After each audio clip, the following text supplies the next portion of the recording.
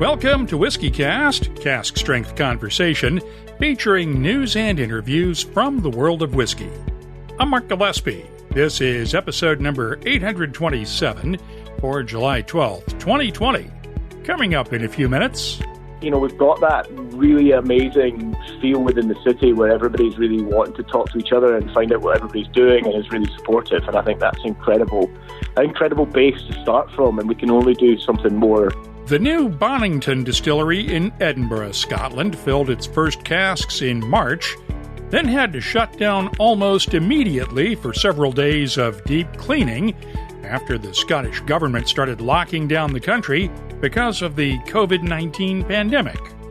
Marc Watson is in charge of distilling and maturation at Halewood's new distillery, along with picking casks for Halewood's Crabbie single malts. He'll join us later on WhiskyCast In-Depth with a story of how a certain podcast helped to get his focus back on making whiskey several years ago. I listened to a podcast that I might be talking on right now with Nancy Fraley on the 1st of January 2017, and that pretty much sealed my fate in moving into whiskey and developing my whiskey. Just listening to her was incredible. More with Marc Watson later on. I'll also have your voice behind the label and on the What I'm Tasting This Week department, my tasting notes for two of the first whiskeys out of Kentucky's Castle and Key Distillery in nearly 50 years. We'll also have July's Whiskey Club of the Month, too. It's all ahead on this week's WhiskyCast. When you land on something special, you just know. Redbreast, the quintessential single pot still Irish whiskey, and a proud sponsor of WhiskyCast. Let's get started with the news. It's brought to you by Heaven Hill Distillery. We have to start off, as usual these days, with the latest on the coronavirus pandemic and its impact on the whiskey industry. Sunday, South Africa brought back a nationwide ban on alcohol sales that takes effect immediately. The Associated Press reports South African President Cyril Ramaphosa reinstated the ban to reduce the volume of trauma patients to free up hospital beds for COVID-19 patients. South Africa's caseload has been rising over the last few days, and health officials project the pandemic to peak between the end of July and September. The government has also brought back a nighttime curfew to reduce traffic accidents, and is now making face masks mandatory in public. This spring, South Africa had arguably the world's strictest alcohol ban because of the pandemic, with not only retail sales, but production and exports also banned. Meanwhile, officials in the Indian state of Karnataka are ordering a lockdown in the Bengaluru area starting Tuesday because of a new outbreak of COVID-19 cases. That's important here because Bengaluru is home to Amrut Distillery, which employs several hundred people on site. We have reached out to Amrut to check on the impact at the distillery. I'll have an update on this story as we get more details this week at whiskycast.com. Last time around, we reported on the openings of pubs in England for the first time since April, and that health officials were worried about the potential for new outbreaks of the pandemic. The drinks business reports at least 3 English pubs are closed after customers tested positive for the virus following visits to those pubs. So far, all staff members have tested negative. The Mirror reports one pub in the town of St. Just went so far as to install an electric fence to keep patrons a safe distance from the bar. The Star Inn's owner told the paper it's been effective at enforcing social distancing, though he usually keeps the power to the fence turned off. He can turn it on without warning, though. In Wales, pubs can open their beer gardens for outdoor service only starting Monday, while Scottish pubs and restaurants will be able to open up on Wednesday. However, don't expect a lot of Scotland's distilleries to throw open the doors to their visitors' centres right away. While they are included in the next phase of the government's reopening plans, many distilleries are taking a more cautious approach. George Grant of Glenfarclas and Brendan McCarran of Glenmorangie and Ardbeg were guests on our Whiskey Wednesday webcast this week. I asked Brendan about the plans for reopening his company's distilleries. Our priority number one was the safety of everyone who works in our companies, and so we took the decision to close down not just the visitor centres but production, and we shut everything down and then worked out how can we do this safely, and then slowly we've started to build up things. So the most important thing, even for the people who want to come and see us at the distillery, the most important thing is that we're laying down some amazing spirit to be whiskey in the future. Our visitor centres are closed. They will reopen eventually, but not right now. Not right now. And there's several phases of reopening in the country, and we'll follow those. So we will open our visitor centres as soon as we can, as George will, I'm sure. But just not right now. It's just not right now. It just takes a little bit of time, a bit of planning, and it's the importance of people first. Whiskey's really important. Yep. Whiskey's amazing, but the safety of people comes first, always. As we reported last month, Glenfarclas will not be opening its visitors center at all during 2020. One Glenfarclas bottling hall worker died as a result of the coronavirus earlier this year. In the U.S., Louisiana has become the latest state to close bars back down statewide, while Nevada's governor has ordered bars that don't serve food to close in 7 counties, including the Las Vegas and Reno areas. South Carolina's governor has ordered bars to shut down at 11 p.m. each night until further notice. In Kentucky, Republican leaders are challenging Democratic Governor Andy Beshear's latest executive order that requires the wearing of masks in public places. That mandate took effect Friday night as the number of new cases keeps rising. The state's Attorney General and Agriculture Commissioner have asked a circuit court judge to rule on whether Beshear's mask mandate violates the temporary restraining order the judge issued last week in their lawsuit against the governor. The Beshear administration has asked an appeals court to throw out that order. Friday, the Kentucky Distillers Association issued a statement on Twitter that its member distilleries that are part of the Kentucky Bourbon Trail will continue to abide by the governor's executive orders during the pandemic. This week, Beam Suntory opened its Jim Beam and Maker's Mark Distillery Visitors Centers on a Thursday through Sunday basis for now.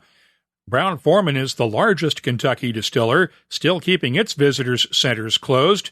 That includes Woodford Reserve and the Old Forester Distillery, along with the Jack Daniel Distillery in Lynchburg, Tennessee. As we reported a couple of weeks ago, Wild Turkey opened its visitors center at the beginning of the month, though, as Eddie Russell told us the other day, during a virtual American whiskey tasting sponsored by the Whiskey Exchange, they're doing everything possible to protect Jimmy Russell and his wife Jaretta from being exposed.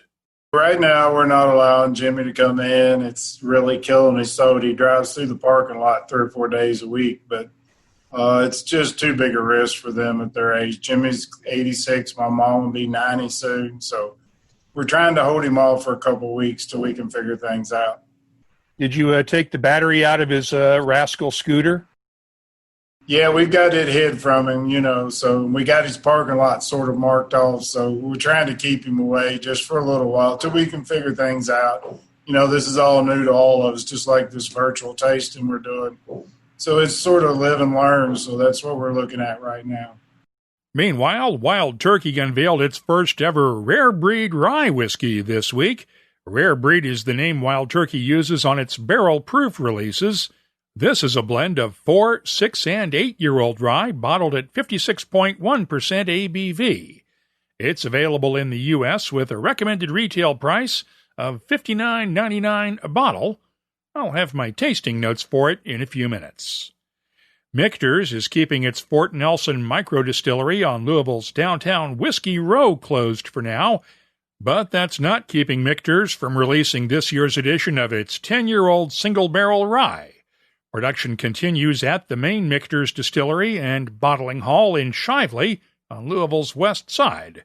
This year's release will be available in limited amounts with a recommended retail price of $160 a bottle. Beam Suntory is out with this year's second U.S. batch of Booker's Bourbon.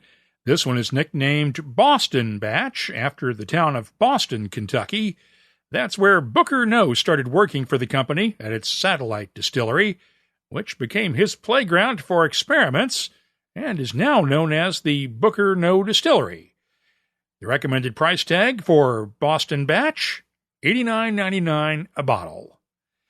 One other note out of Kentucky, the state's new law that opens up direct shipments from distilleries to consumers outside of Kentucky officially takes effect on Wednesday. However, don't expect to start placing orders for a while yet.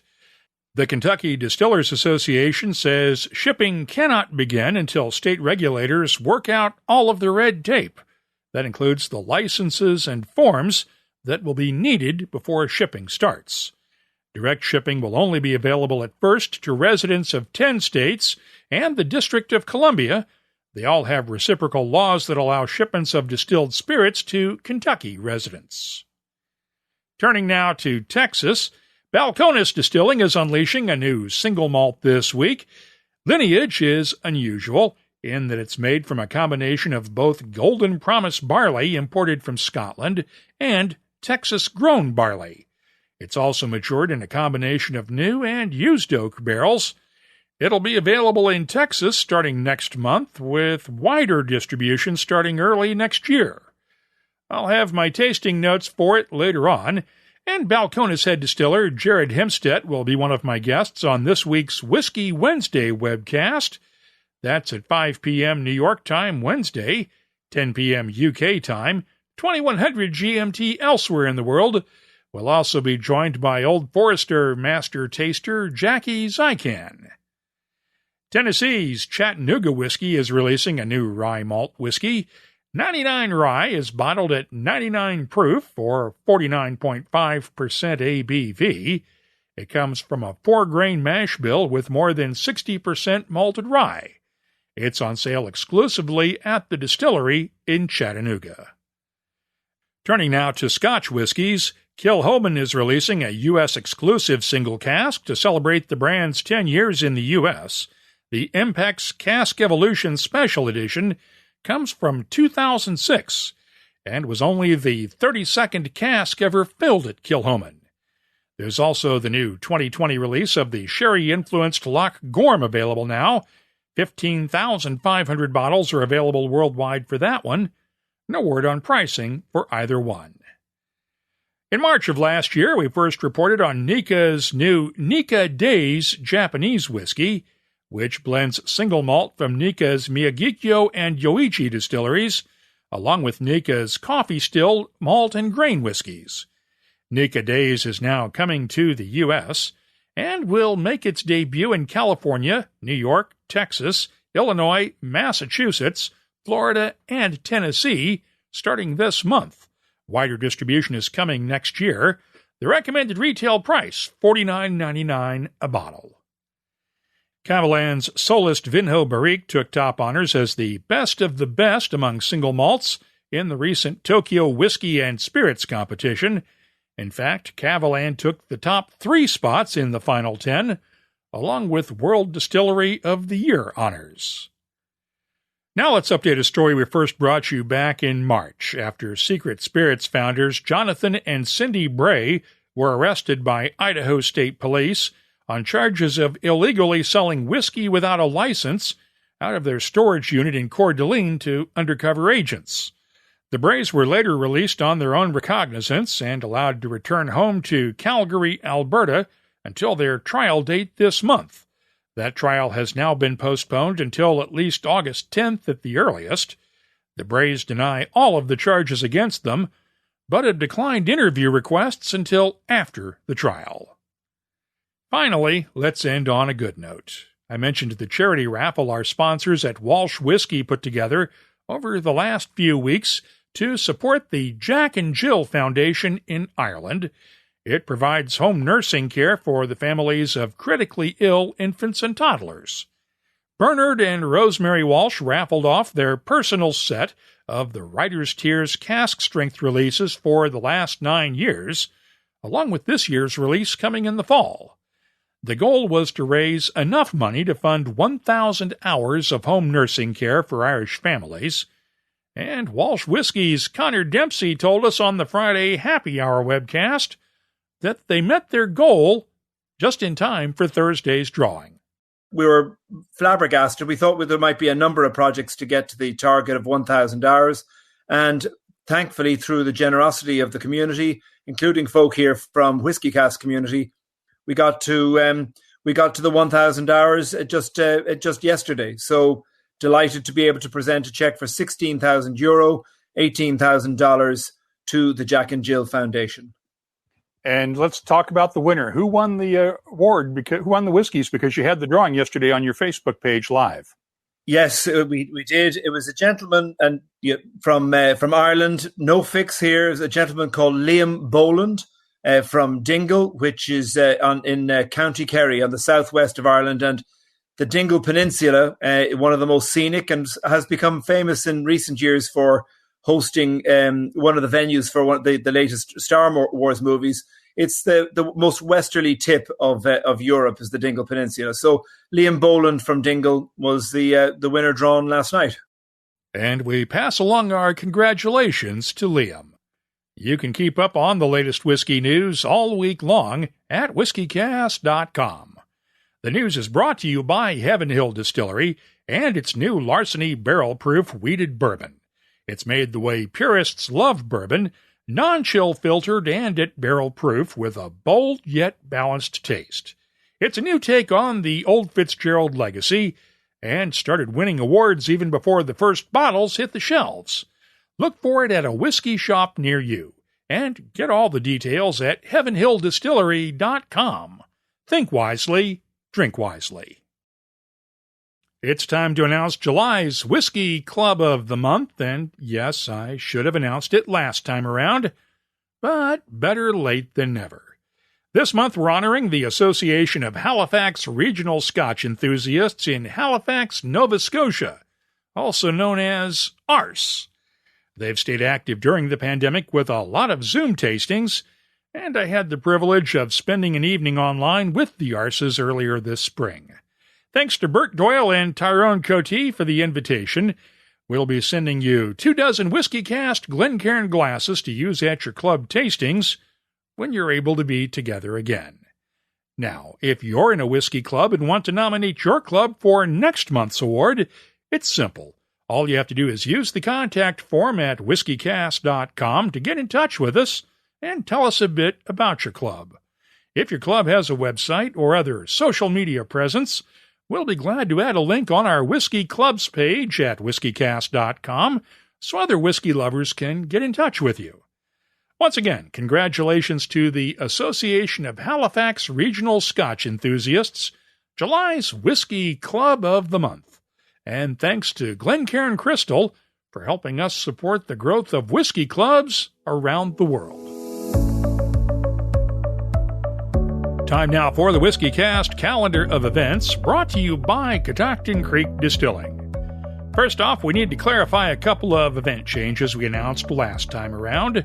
The Whiskeys of the World events next month in San Jose and San Francisco have not officially been canceled. They've just been postponed until their regular 2021 dates next March. The promoters say tickets for this year's events will be honored then, and they would prefer to not have to issue a bunch of refunds. Still no word on the fate yet of the other Whiskeys of the World events scheduled for this fall around the U.S. In addition, malt stock organizers have now officially confirmed that this September's event in the Netherlands has been canceled because of the pandemic. It'll be held again next September. Ticket holders will be able to use their tickets next year or for a future malt stock. As for events still on the calendar, Belfast Whiskey Week virtual events get underway July 24th and run through August 1st. The Scotch Whisky Experience in Edinburgh, Scotland, has a Scotch Whisky training school set for August 4th. McTeers has its next whiskey auction in Glasgow, August 14th. Whiskey and Barrel Night New York is still scheduled to take place August 20th. Whiskey Live Adelaide is set for September 4th and 5th in Australia. And the London Whisky and Spirits Weekender is set for that same weekend in London. Waterford Distillery in Ireland still has its first ever open day scheduled for September 5th, and the Midlands Whisky Festival is scheduled for September 12th and 13th in Birmingham, England. We're updating the calendar at whiskycast.com as soon as we get details from event organizers, but for now, please treat everything on that calendar as tentative, since plans can change on short notice depending on public health restrictions. Double-check event websites before you make any travel plans. The calendar of events is brought to you by Catoctin Creek Distilling, makers of Virginia's most awarded spirits. You'll find their Roundstone Rye at fine whiskey shops in 26 U.S. states and on 3 continents, and online too. Visit the Where to Buy page at catoctincreekdistilling.com to find a retailer near you. And please, drink responsibly. The search never ends, but it's nice when you can come in for a landing, pause and explore the silky smoothness of single pot still Irish whiskey, matured in the finest bourbon and Oloroso sherry casks. Land on Redbreast, then be sure to pass it on. Proud sponsor of WhiskyCast. WhiskyCast In-Depth is brought to you by Mortlach. It's been a rough year for distillers all over the world, especially those who are still in the startup phase. But imagine working for more than 2 years to build a new distillery in Edinburgh, Scotland, getting the final permits and starting to make whiskey, then be hit with the pandemic just a few days later. The new Bonnington Distillery is the focus of Halewood Wines and Spirits' Scotch Whisky business, based around the John Crabbie and Company brand. While the family-owned company has been hurt badly by pandemic-related economic issues that forced it to shut down its U.S. office and cut back on operations in other countries, Bonnington was able to open on schedule and continue production with minimal delays. Marc Watson oversees distilling and maturation at Bonnington and joined me on the phone from Edinburgh this week. Let's talk about your background. How did you wind up getting to this point where you're running the Bonnington Distillery? That's a very good question. It's a slightly convoluted one. I actually did my undergraduate degree in sports and exercise science with psychology. And I came out of that and I wasn't really sure what I was going to do. Quite a lot of my family are teachers, and I was thinking about going into teaching, and I took a year to train and start training as a teacher. And I was approached by 2 friends who just started up a brewery and asked if I wanted to do some underwriting and some sales for them. And I said, yeah. And then they said, how about you come and work for us? We've got like a 1 day a week open at the moment. And I said, I'm not really going to leave my job to do 1 day a week. And they said, well, how about you do your master's at Halewood and at the same time and you work for us? And I hadn't even considered it yet. And I just jumped at that chance. And that was amazing because I started that summer working for a brewery that they were brewing out of. And I just had a fantastic time brewing. And then the longer the course went on through the year, the more I fell in love with distilling. And at the end of it, I couldn't really make up my mind. I had a couple of job offers from some distilleries and some breweries, and I ended up running away to Finland to work in import export for a whiskey brand out there, working with the alcohol. And I was really good actually. In hindsight, it really gave me the fundamentals of the commercial side of the business that I really needed. You're a young person leaving university and you want to make all these incredible spirits and beers and everything, and you don't really understand the cost that goes in behind them. And that was really a great foundation. And I continued to work in the brewery when I came back from Finland, and then I got a job with Shetland Rail and moved up to Shetland to work with Stuart Nickerson, who obviously brought back Glenglassaugh, and then he has the Shetland Rail Distillery. So I worked with Stuart for 9 months, and it was amazing because going up there, it was a tiny gin distillery, but he ran it like a massive plant. He was so careful about every detail, and everything had to be recorded, and everything had to go through the flow of the building. And it was an incredible place to learn. I think it was probably the best place that I could ever have found myself working. And I was in the middle of nowhere and living in a house on my own up in Shetland. It was an incredibly enlightening experience. And I think I went up there thinking I was going to be all alone and it was going to be terrifying. And I went up there finding that actually it was incredible. It was just the most relaxing place I've ever been in my life. What did you learn from Stuart that helped you today?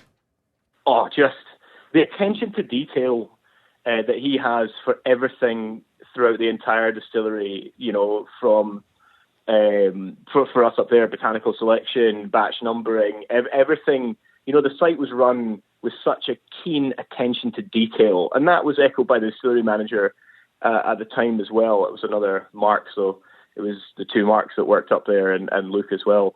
But the attention to detail on every single, we had spreadsheet upon spreadsheet. It's a tiny 100-litre still. You only got 63 litres of runoff on it, but everything was meticulous. And he wasn't up there. I was up there doing it for him. So, my reports had to be meticulous, and he wanted that level of detail, and he wanted to know, where the losses were coming from and how we could reduce them and how we could do better at bottling and how we could get more consistent spirit across the gin recipes. And then I was up there doing a lot of MPD for them, and he wanted me to distill everything. But again, record keeping and attention to detail was just incredible. It just I'd come from two breweries that were, one was really innovative and the other one was had very old recipes, and both had completely different styles. And I went up there, and the attention to detail that Stuart took on the small things that ultimately make a massive difference to the quality of the spirit was incredible. And then from then I moved down to Edinburgh in St Andrews, and I worked with Paul Miller, and I was very fortunate that I started off as a distiller there, and then what I was doing is I was working on their gin recipes and making them scalable. Because I'd done that when I was up with Stuart, and it was a massive project right off the bat. And then from there, I became the head of product for Eden Mill. And then I, flavor profiling and quality was something that I'd done before between the breweries and the gin distillery with Stuart, and it just sort of naturally led on to into the whiskey side of what I was wanting to do. And that's where this is going to sound hilarious. I listened to a podcast that I might be talking on right now with Nancy Fraley on the 1st of January 2017, and that pretty much sealed my fate in moving into whiskey and developing my whiskey. Just listening to her was incredible, and I was wondering if I was going to stay within doing gin or what. I was really starting to enjoy whiskey blending and whiskey making, and then I listened to that podcast, and that was it. Just the way that she talked about it and the way she built whiskies. It was very inspiring, and I started doing that at Eden Mill, and then I'm from Edinburgh, and David Brown approached me from the managing director of Crabbie's, and he approached me saying, "You're from Edinburgh, would you like to move back to Edinburgh and help me build a whiskey distillery? We're doing some source whiskies to start with, and we want you to put them together. Some of them are going to be really old and some of them are really young, and we want to do gin at the same time. We just think you've got the skill set to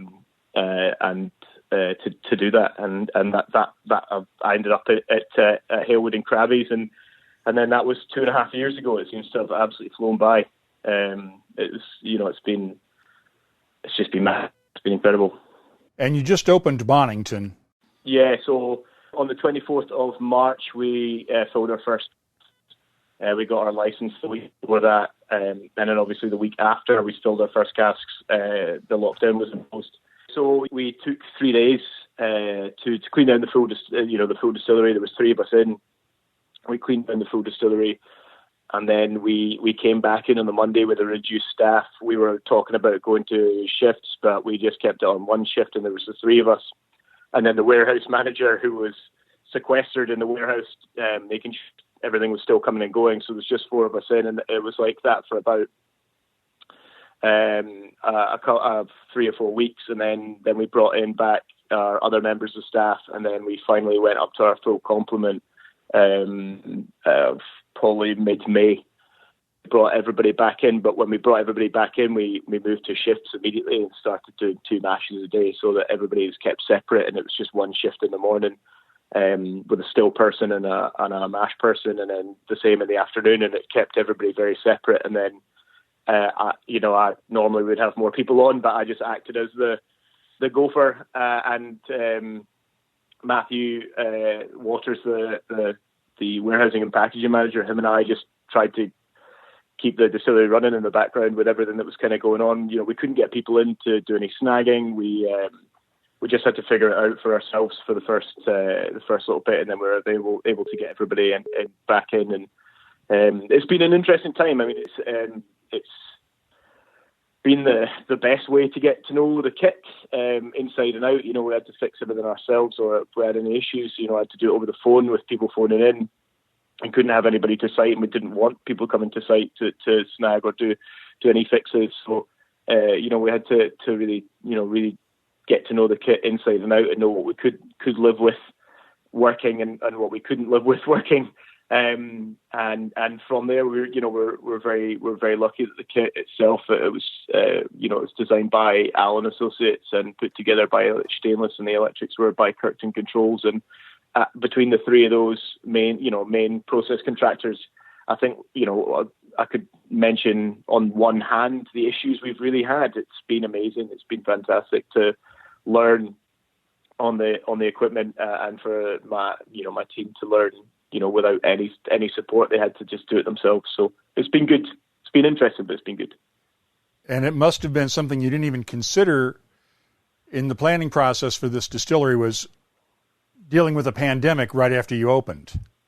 Yeah, not at all. I mean, it's one of these amazing things. We put a borehole in on site, and it was meant to be as a backup to the mains water that was coming into the building. And, we thought we could use the borehole to top up the mains water, but the mains water line never got installed because of the pandemic and the shutdown. So that we've had to rely on the borehole the entire time, and it's been incredible. We've not had to resort to topping up with the mains water. It's one of these unintended consequences from this. It's stress tested that, and you're absolutely right. There's no way that you can plan against it, and for us, we were so happy to get the distillery license, and obviously the rumblings were happening, like what was happening with COVID, and then suddenly it was just upon us, and we thought we were going to shut the distillery completely, but we actually just only did a big deep clean, and we were shut for about 3 days, and then we reopened on 1 mash a day. So much so that we were trying to get everything cast, that David Brown, the managing director, was filling casks while I was emptying, the cooling tower and the cooling lines, and I was opening up all the valves to make sure if we did have any overnight frosts. I mean, it is Scotland after all. That everything would be okay, and then we were closing it all up to reopen again. So really interesting.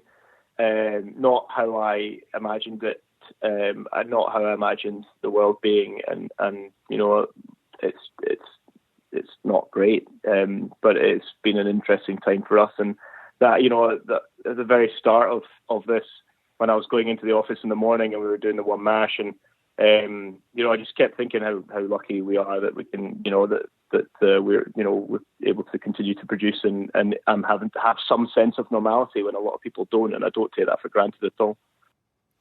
Let's talk about Chain Pier, your other distillery. That's where you make your gins, right?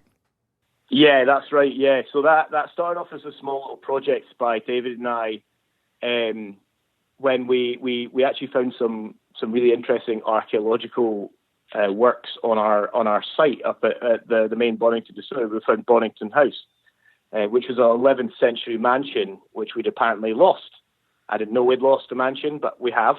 So we lost the Bonnington House, and we found it. It was underneath our floorboards. It's not exactly where I'd want it to be found either, but that archaeological work and the work that went on throughout the site, because they found 7 foundries, they found remnants of what was the warehousing for the Hague and the Bonnington Distillery, which was across the water, which was called Leith Distillery at some point as well.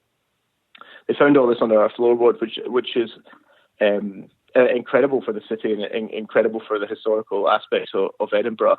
But it completely delayed us by miles. So, we were always talking about doing the gin. We had the Granton warehouse, which already had, planning permission to put a distillery in there. So the gin plant went in there, and then consequently we put in a small whiskey plant within that. And it produced 1 cask a week, and we did 38 casks out of it. But it was incredible for us and for, the distillers that I pulled in, because it meant that we could try everything. We tried yeast strains, we tried cut points, we tried mash temperatures, we tried cask type, cask size, you name it, we trialed it, which I think hopefully gave Halewood and David a good semblance that I knew what I was doing, and I was going to find us very quickly where we wanted to go and what we wanted to do. When we went into the big scale at Bonnington, it was, but yeah, that's where we do our gins. That's where our bottling line has just gone in. And again, the bottling line went in, but it hasn't been connected. And we've actually got 2 more warehouses down there now, where most of our maturation for the Bonnington warehouse is going in there as well. It was sort of a race between you guys and Halewood to become the first malt whiskey distillery in Edinburgh in about 100 years or so. And I think they beat you by a few months, but what does it mean to have malt whiskey being made in Edinburgh again? I mean, I think you'll find that we beat them by a few months, Mark, because the Chain Pier Distillery made it in November. But we didn't, but because it was on such a tiny scale. In terms of getting Bonnington open compared to exactly. To Halewood. We were completely delayed and stuff. So, for us, it was mostly, the Chain Pier was mostly to act as a pilot and make sure that we were checking the boxes beforehand, and it was sort of this unintentional thing that we produced a whiskey. But I think for me, I'm from Edinburgh. It's incredible we've got Port of Leith, which is just starting as well, and that's a completely different proposition altogether. And then there's Holyrood, which is a completely different proposition, and there's ours. It's incredible for the city, and obviously you've got the Johnny Walker experience opening up with Diageo. I don't know what that looked like post-COVID world, but again, that's going to be tremendous. And there's so much other things happening with the city. You've got Royal Mill Whiskies and the Edinburgh Whiskey Blog. You've got some incredible bars like Nauticus, and then you've obviously got SMWS within the city as well that has some incredible releases. So for all these just to come at this period of time, it's incredible for Edinburgh, and I'm just so excited about it. And I think I'm so excited for what we can do together. I think there's a really nice camaraderie between the 3 distilleries as is. I don't think all of us talk to each other. We've all got friends. We know the distillery manager. I know the distillery managers really well. Actually, I met my partner at Jack Mayo's wedding, who is the distillery manager of Holyrood. So, I think, we've got that really amazing feel within the city where everybody's really wanting to talk to each other and find out what everybody's doing and is really supportive. And I think that's an incredible base to start from. And we can only do something more together, whether it's an Edinburgh Whiskey Trail or whether it's something that we can do that's similar to the Fish with the releases. I don't know, but I don't know how that looks. But I think there's something really special starting to happen in Edinburgh, and I'm really excited for it. Let's talk about the Crabbie whiskies now, because the Crabbie whiskey is actually a heritage brand, right? That's right. Yeah, that's right. We've got the archive that goes all the way back to 1837. Obviously, the brand itself started in 1801, but our records only go back to about 1837. And at that time, John Crabbie was buying and selling all different sorts of spirits, and gins. He was making his own gins, but there was a lot of whiskey being bought and sold then, and it only grew. His whiskey side of the business was very much single cask sales, and we've got some incredible ledgers from 1890 to about 1895, where they're buying and selling, the Crabbie brand is buying and selling from 70 distilleries in Scotland, as well as obviously North British was being built at that time, which meant that all this grain that was being produced by them and the Ushers and the Saunderson and Crabbie, and they had this access to their own grain for the first time, and that we can really start to see the evolution of blends and the evolution of consistency and quality throughout because of that archive. And it is a heritage brand, and there's some really unique stuff in there, and there's some really incredible stuff within there in the archive that just shows you how cyclical whiskey is. We're looking at stuff and blending books, and we're looking at data, and we're looking at age profiles, and it seems to go on swings and roundabouts, and we're all the way back again at the beginning. So it's very exciting. It's very exciting to work with a brand, a heritage brand that has that depth of archive as well. That I think I got lost in it for about 2 days, and David had to phone down to the head office and find out where it was because I just wasn't answering my phone. It was just incredible. And we should talk about David. Explain who David is and his significance in all this, because he was responsible for bringing this back, right? Yeah, so David Brown is the managing director of John Crabbie's, and he was responsible for really tying and pulling all the pieces together with Halewood and bringing this back. So, it's him that really, one, we delved into the archive and found all this incredible knowledge. And from that, we sort of approached the distilleries that we wanted to source liquid from, because we could prove that he was buying single malt from those distilleries at that time, and really developed from the idea of, well, we've got the Crabbie brand, what can we do with it, to what we see now, and how linked it is with the heritage of it, but how modern it is with the distillery, and contemporary it is with what we want to do going forward. It's, brainchild, and he'll be very modest about it, but he's really driven this, and driven my interest and intrigue, and really sort of developed this whole idea of what we want to do with it. And he sort of reinvigorated the entire thing. And let's talk about where you do plan to take it, because you've got everything ranging from 8 years old to a 50-year-old, and you've got the Yardheads single malt. Explain what that is, and tell us how you're building this brand for the future. Yeah, so actually all our age statement ones are all single malts. We don't have a blended one out there already yet. I mean, I am working on it. But we've got two very distinct brands within that. You're absolutely right. One is the age statement one, and that goes from the 8-year-old, which is an incredible whiskey, to a 50-year-old. We have a couple of core brands within there. And we're always looking to, one, have a nice broad portfolio, but two, to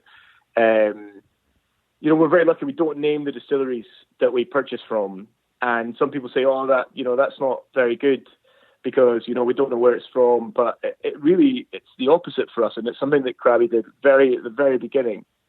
He didn't name the distilleries because he wanted to create his own brand of whiskey, if you will, and he was buying all the source whiskey because he only had 2 distilleries at the time. But for that to work, he needed it to be the Crabbie brand and not name the distilleries and give them credit. And David very astutely took that on board, and we do exactly that. We don't name the distilleries. And there's a weird thing that happened with that, and that when we started talking to brokers and started talking to various other people, because we don't name the distilleries, suddenly we got access to stocks that people don't get access to, or they're like, "Oh, have you got anything?" And for me especially, when I'm going out looking for this stuff, and I'm speaking to distilleries themselves or brokers, and you got something that isn't in spec to a distillery but still tastes incredible, and they'll say, "Oh yeah, we've got this, but you can't name it." And I'm like, "That's fine, that works for us. That's perfect." And so we've been very lucky with the liquid that way, that we've been actually able to have some things on the shelf that people don't anticipate actually what is, where it's actually come from, but it's been very nice at the same time. And then the Yardhead is our non-age declared one, and that is our fun, it's a really good, everyday, delicious, everyday drinking dram that is just very tasty, and it's just designed to be mixed and used and developed and played with and torn apart and put back together in completely different ways. It's designed for doing anything you want with it, and I think it's kind of our schizophrenic side that we've got our age statement ones that are not. I'm not trying to say they're serious, because they're all, with David and I's style, quite light-hearted at the same time, but they are slightly more serious than what we have is the Playful Yardhead, which is our non-age declared Highland, and it's really fun to play with, and it's really fun for me to make and put together as well, because the liquid we've got there, we've got a massive amount of source casks. So for me, it's about picking the best casks we've got sourced for that and putting it together. So yeah, we've had some really incredible whiskies out. We had the 30-year-old out 2 years ago, which won some massive awards. I would like to say that I was not instrumental in the making of that, but there's only so instrumental you can be in a single cask release. But yeah, it's a really incredible whiskey, and it was one of these ones where we released a 28-year-old and a 30-year-old, a 31-year-old all from the same tranche, and it was really for me just to stay in there and stay in the warehouse and be like, okay, that's where we wanted to be now. Let's put it out there. And conversely, sitting with David Brown and the rest of the team and putting the other whiskies together has been just incredible, because it's every whiskey we release is the first whiskey of that age or of that style or of that area or of that or of that cask for us. It's new, it's exciting. Everything that we do, we're trying to make. We're trying to take the lessons we learned off the previous ones and then just make it better. I think that one of my mentors in the whiskey industry has always said that we make whiskey for other people's pleasure, and that is the heart of what we're trying to do at John Crabbie. We're trying to make the best whiskey that we can because other people are going to enjoy it and taste it. So I have one final question. What are you going to do with those 38 casks from the pilot distillery? That's a great question. It's a fantastic question. Every single one of them is so different. So it took 5 mashes of the tiny kit to produce enough spirit for one. The cask number 1 was, we set aside, and that has been given to Judy Halewood, who owns, and the Halewood family still own the Halewood business, and it was for us very important that she got that cask, and she also has the cask from Bonnington as well. So that one's spoken for. So we're now down to 37. We don't know. I just don't know. And I would be remiss to try and make up something that we're going to do, Mark, because they're so unique. And they're so, we did a whole big trial of peated within there as well. So some of them have 50% peated malt in it, 50% pale malt. Some of them have 75% peated malt, 25% pale. Every one is so unique and so different. And, I really want to do something very special with them, but I just don't know what we're going to do with them right now.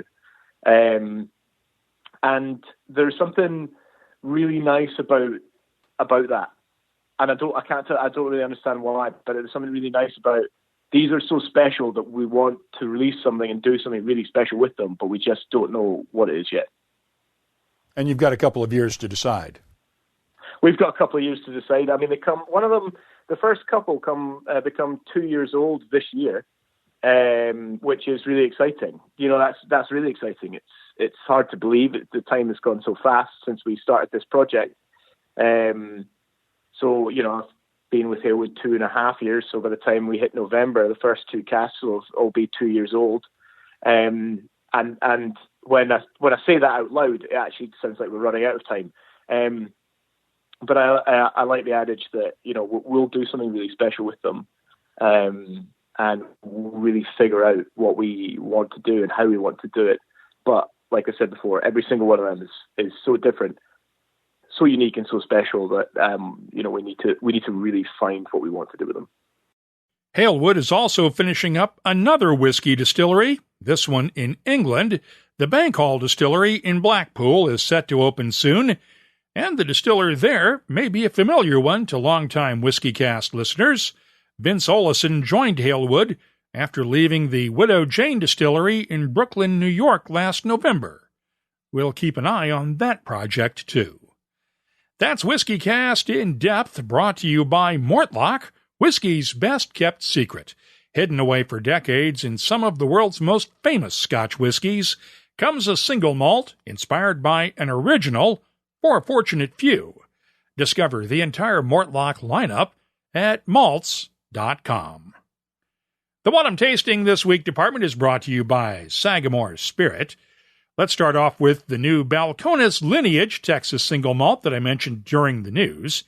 It's bottled at 47% ABV, and once again comes from a combination of Scottish Golden Promise barley and Texas High Plains barley, and is 3 years old. It doesn't seem like it, though. The nose has notes of peaches, banana cream, red apples and grapes, soft spices, and just a hint of honey. The taste has good spices balanced by touches of oak, honey, a hint of hazelnuts, red grapes, and toasted caramel. The finish has a lingering touch of cinnamon, along with a slightly herbal character and hints of dried fruits and honey. I'm scoring the Balcones Lineage Texas Single Malt a 93. I also mentioned Wild Turkey's new barrel-proof rare breed rye during the news. Once again, it's bottled at 56.1% ABV. The nose has good baking spices along with a nice touch of oak, honey, and freshly roasted coffee beans. The taste is intensely spicy, but still well-balanced and not overpowering. You'll find clove and cinnamon complemented nicely by honey, oak, and hints of red apples and peaches in the background. The finish long and spicy with a subtle sweetness. It's excellent, and I'm scoring the Wild Turkey Rare Breed Rye a 94. I'll have more tasting notes in just a minute, but first, this week's tasting notes are brought to you by Sagamore Spirit Rye Whiskey and its new Brewer's Select Rye Ale Barrel Finish. It's a collaboration between Sagamore Spirit in Maryland and Sierra Nevada in California, where they filled up Sagamore Spirit barrels with their red ale beer, then shipped the empty barrels back to Maryland to give Sagamore Spirit Rye a unique touch. Look for it now at select retailers and get the whole story at sagamorespirit.com. Castle & Key Distillery opened 3 years ago after the restoration of what was the historic Old Taylor Distillery in Kentucky. The backers of Pinhook Whiskey were among the first to take advantage of Castle & Key's custom distilling program. Sean Josephs oversaw the project as one of Pinhook's co-founders, and the 2020 vintages are the first releases of whiskey that we know about from Castle & Key. Let's start with the Pinhook High Proof Bohemian Bourbon. It's bottled at 57.25% ABV. The nose has notes of caramel ice cream topping, a hint of oak sawdust, soft spices, old leather, and honey. The taste is spicy, thick, and chewy with black pepper, cinnamon, and a hint of clove, along with good honey sweetness underneath and touches of oak and caramel. The caramel sweetness takes over on the finish as the spices start to fade, along with touches of honey and dark chocolate. I'm scoring the Pinhook 2020 High Proof Bohemian Bourbon a 92. Meanwhile, Pinhook's Ride On, and that's Rye''D, is a 3-year-old rye whiskey bottled at 48.5% ABV. The nose is warm and welcoming, with good spicy notes of clove, cinnamon, and black pepper, along with a touch of pipe tobacco, sandalwood, vanilla, and oak. The taste has those same baking spices, along with touches of dried fruits, pipe tobacco, and honey. The finish is very long, with lingering spices and a subtle sweetness. I'm scoring the Pinhook Ride On a 92. The What I'm Tasting this week department is brought to you by Sagamore Spirit Rye Whiskey. I'm adding these tasting notes to our searchable list of more than 2,900 different whiskeys from around the world. You'll find it at WhiskyCast.com. Let's go to the inbox now for your voice. Going back to the Whiskey Wednesday webcast for just a moment. During the webcast, Monique Houston jumped in with a comment or two. Now, Monique was a key part of the Dundee Dell bar team in Omaha for many years, and as we reported last time around, the Dell's current owners plan to close it down later this month. I mentioned that during the webcast, and she responded with this very positive comment: "We're scrambling for an angel investor. Watch this space." Let's hope things work out for the best. Friday night, Charles McLean and Mike Veach joined us on the Happy Hour webcast, and we started discussing whiskeys of today compared to yesteryear. Luke Timmermans, who's been involved in Scotch whisky for many years now, chimed in. Whiskeys of today are made technically much better, but the question remains, are they better? I'm afraid they are not. Many things changed from coal firing, worm tubs, malting floors, yeasts, fermentation times, etc. Well, Luke has a valid point.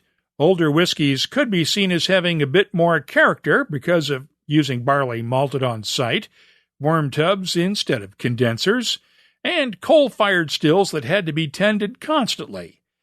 That character came at the cost of consistency, though, and was not economically sustainable over time. I'm not saying that's a good thing or a bad thing, just the way it is. Last time around, we talked about whiskey competitions during Behind the Label. This week, we had a poll on Twitter asking whether you pay attention to competition results when you're buying whiskeys. 74.6% said no, 25.4% said yes. At Distilla Sean tweeted this from Glasgow. I pay very little attention, to be honest. There are so many competitions these days that it's lost much of its impact. I enjoy seeing brands getting recognition for their hard work, though, so in that respect, it's great for producers.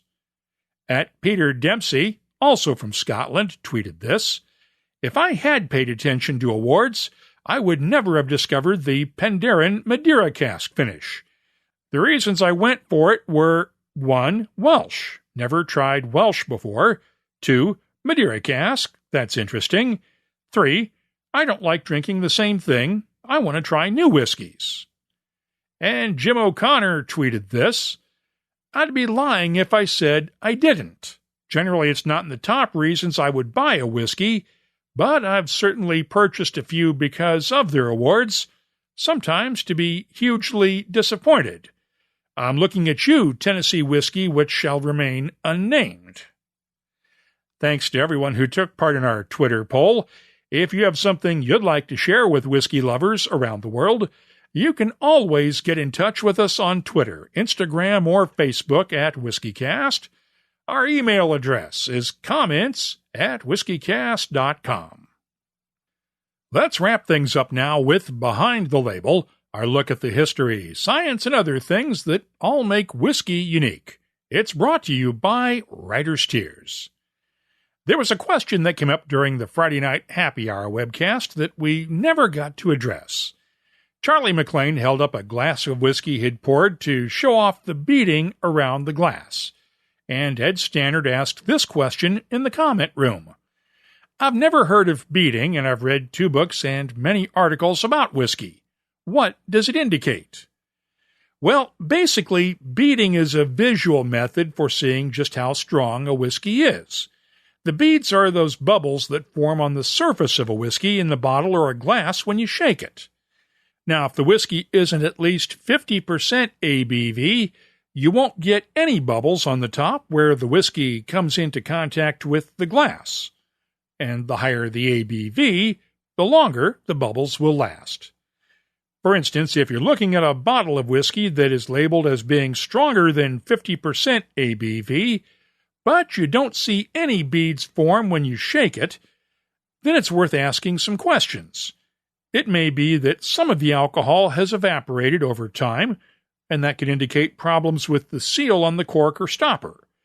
It could also be a sign that either the whiskey might have been watered down a bit, or worse, replaced with a cheaper and lower strength whiskey. Using your eyes isn't as scientific as using a hydrometer, but it's also a lot more portable. Ed, I hope that answers your question. And if you have something you'd like us to look at on an upcoming episode, just use the contact form at whiskycast.com to get in touch with us. Behind the Label is brought to you by Writer's Tears. Writer's Tears Copperpot, a unique triple distilled premium Irish whiskey, combining single malt and single pot still. First fashioned in the 1700s and still a rarity today. Sure, as we say in Ireland, what's rare is wonderful. Writer's Tears Copperpot.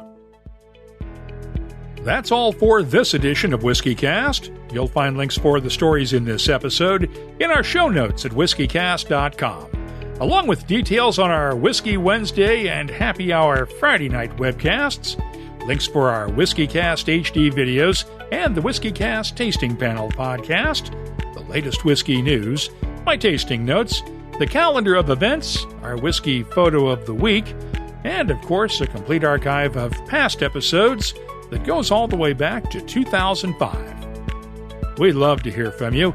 You can always get in touch with us on Twitter, Instagram, and Facebook at WhiskyCast. The email address is comments@whiskycast.com. When you land on something special, you just know. Redbreast, the quintessential single pot still Irish whiskey, and a proud sponsor of WhiskyCast. WhiskyCast is a production of Cask Strength Media, copyright 2020, and comes to you from the charming, yet regrettably dry town of Haddonfield, New Jersey. I'm Mark Gillespie, reminding you that when you drink, please drink responsibly. Thanks for listening, and please stay safe.